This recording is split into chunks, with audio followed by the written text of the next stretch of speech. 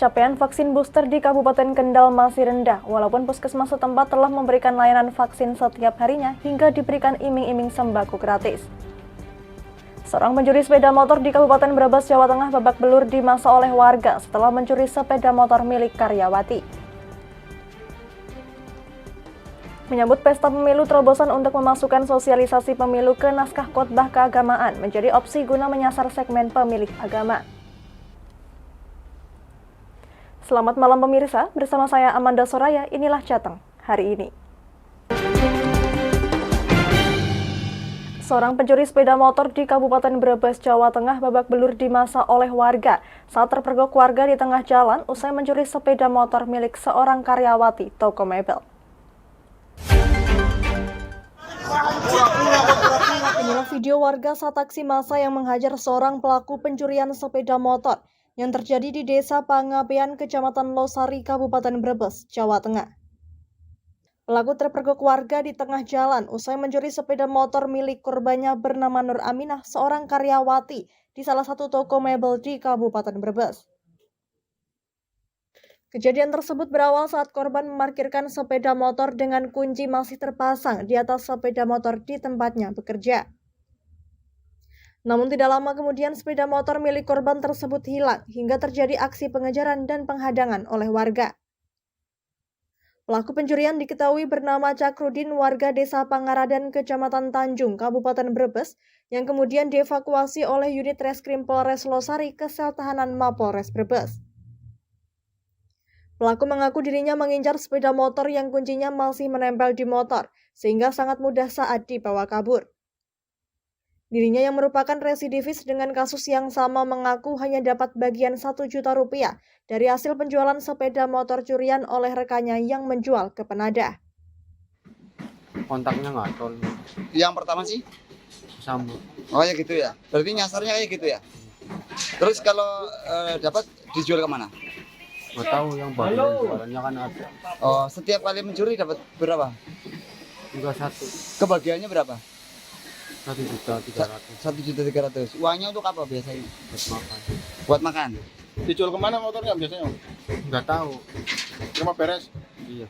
Tapi sudah pernah ditahan? Udah. Sudah. Kasusnya apa? Sama. Hingga saat ini kasus pencurian sepeda motor tersebut masih ditangani oleh pihak Polsek Losari. Dalam hal ini polisi juga masih memburu pelaku lainnya yang menjadi dalang dari aksi kejahatan tersebut. Dari Brebes, Kusfadilah, Lingkar TV, melaporkan. Tidak jalannya PKS yang sudah disepakati usai pembongkaran The Kong dan Resto yang berada di sisi utara kantor marketing Galeri KITB membuat investor geram dan meminta ganti rugi. Pihak KITB beralasan mandeknya progres konstruksi relokasi bangunan tersebut dikarenakan penyesuaian adendum lantaran naiknya harga bahan baku material.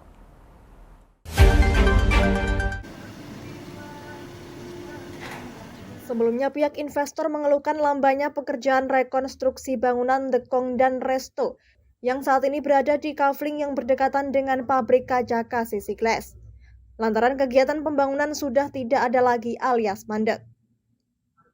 Hanya terdapat sisa bangunan kerangka baja berdiri dan pagar yang mengelilingi area tersebut dan ruang penyimpanan alat pun terkunci rapat.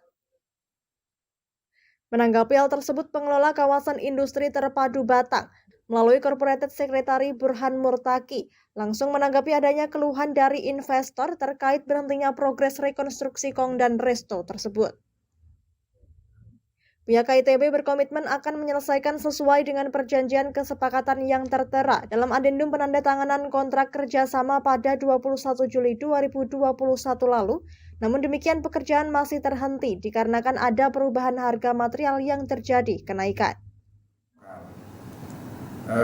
Kemudian terkait investor keluhan di Batang tersebut, kita berpegang teguh pada komitmen awal yaitu memindahkan resto tersebut ke titik yang baru sesuai dengan yang disepakati.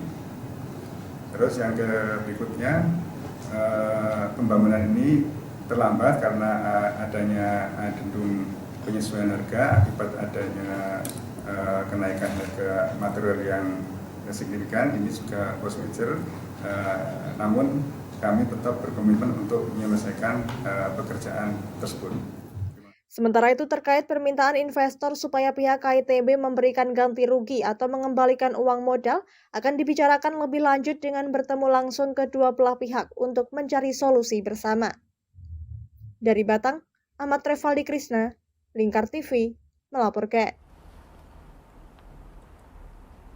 Capaian vaksin booster di Kabupaten Kendal, Jawa Tengah masih rendah, yakni hanya mencapai 21% saja. Hal ini disebabkan menurunnya minat masyarakat dalam melakukan booster, meskipun puskesmas setempat telah memberikan layanan vaksin setiap harinya hingga diberikan iming-iming bingkisan sembako gratis.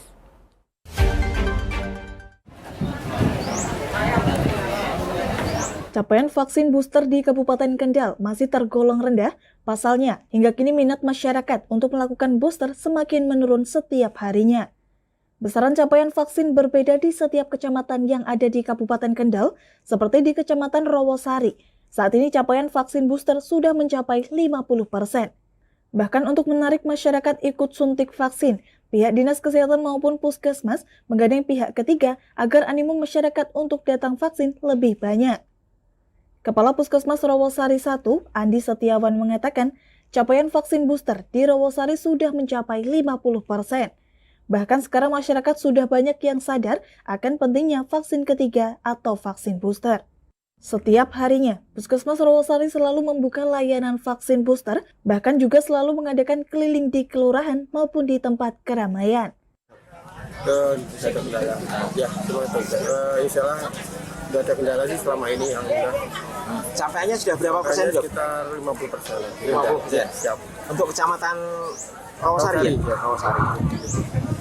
Memang antusiasnya memang kurang atau bagaimana? Bagus sekarang. Oh, sekarang sudah bagus ya? Sekarang ini. Karena memang kesadaran masyarakat sekarang sudah terbangun. Oh, begitu. Siap, ya. Karena mereka butuh sekarang untuk sehat. Bisa. PLT Kepala Dinas Kesehatan Kabupaten Kendal, Jawa Tengah, Gus Parno mengatakan, capaian di Kabupaten Kendal sampai hari ini mencapai 21%. Pasalnya, pihak Dinas Kesehatan bekerja sama dengan organisasi perangkat daerah, selalu mengingatkan agar pemberian vaksin dosis ketiga terus digalakkan. Untuk booster per hari ini kita mencapai 21%.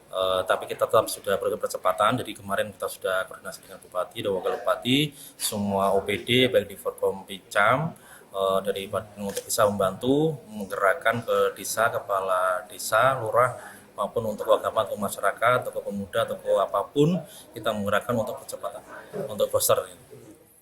Gus Parno berharap sampai akhir tahun 2022 ini capaian vaksin booster bisa naik minimal 30%. Diakui saat ini kesadaran masyarakat untuk menjaga imunitas tubuh masih kurang di tengah masih merebaknya virus COVID-19. Sehingga masih sangat penting bagi warga untuk melaksanakan suntik vaksin booster demi kesehatan individu dan orang-orang sekitar.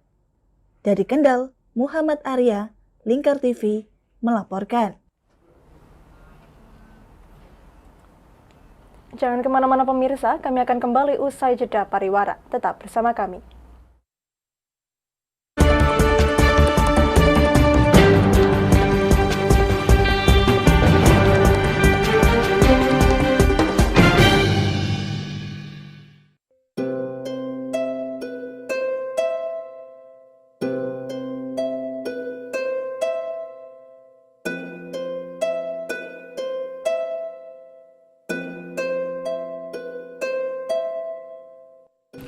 Wah iki yo siaran TV apik temenan.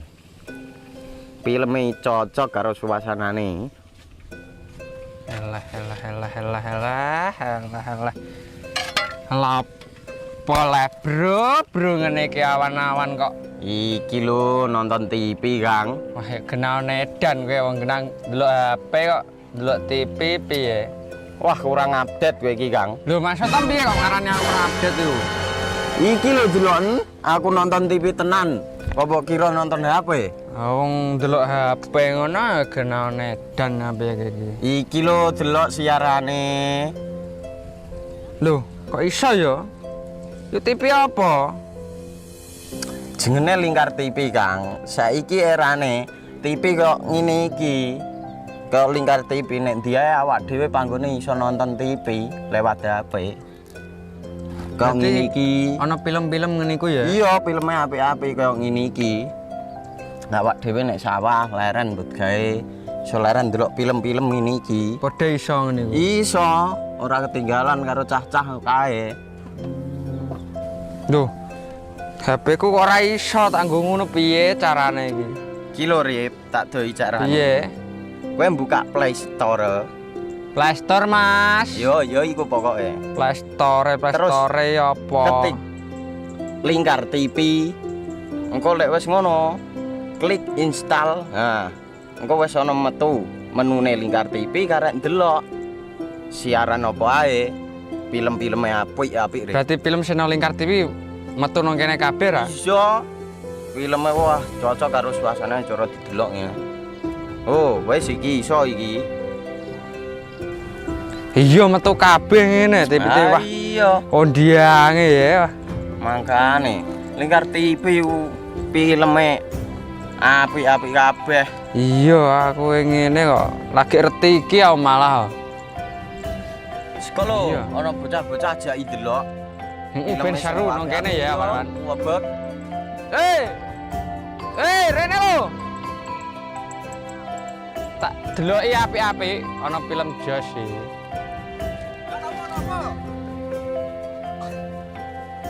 Rene go Rene. Oh iki lho tak deloki film nang Lingkar TV. Solutif dan terpercaya. Tonton siaran Lingkar TV melalui aplikasi Lingkar TV di Play Store. Dengan cara ketik Lingkar TV di pencarian Play Store, kemudian tekan install. Mudah bukan? Nikmati tayangan-tayangan menarik dari Lingkar TV kapanpun dan dimanapun Anda berada. Tinggal tekan menu Lingkar TV di HP Anda dan selamat menonton!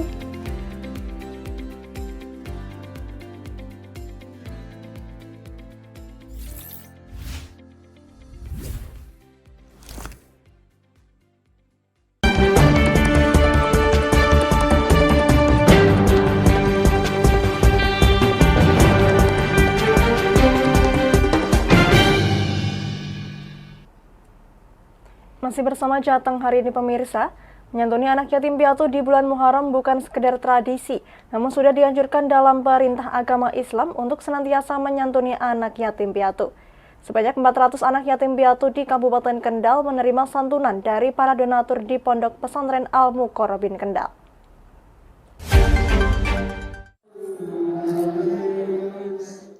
Beginilah suasana pembagian santunan yang diperuntukkan bagi 400 anak yatim piatu yang ada di Kabupaten Kendal, Jawa Tengah.